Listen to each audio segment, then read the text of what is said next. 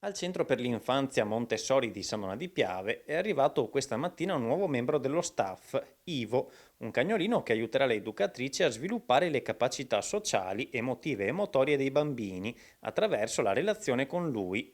Un nuovo modo per favorire l'ascolto e l'attenzione dei bambini e per stimolare la sensibilità emotiva di ciascuno. Il Covid ha creato delle difficoltà nel nostro lavoro, quella che è tutta la parte non verbale della mimica facciale. Quindi, insieme a tutte le educatrici, abbiamo pensato ad un progetto innovativo che potesse dare uno strumento di comunicazione nuovo, diverso. L'obiettivo è quello appunto di far entrare questo cucciolo nella quotidianità.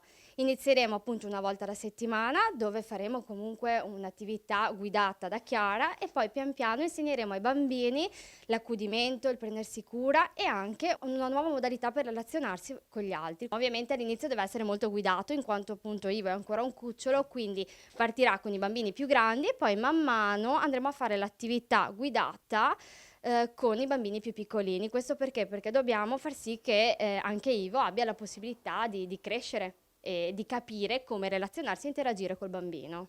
A supportare le educatrici della scuola dell'infanzia ci sarà un'esperta educatrice cinofila che le guiderà nel far relazionare nel modo corretto i bambini con Ivo.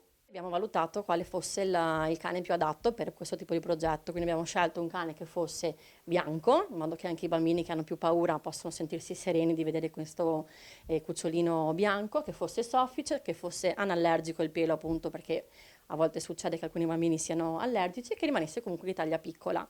Abbiamo scelto anche che fosse cucciolo appunto, non che fosse già adulto, per poterlo poi educare a fare questo tipo di attività, quindi venire in asilo con i bambini, dove appunto una volta a settimana andremo a presentare ai bambini Ivo, prima attraverso dei cartelli come questi, dove appunto insegneremo ai bambini dove è corretto accarezzare il cane.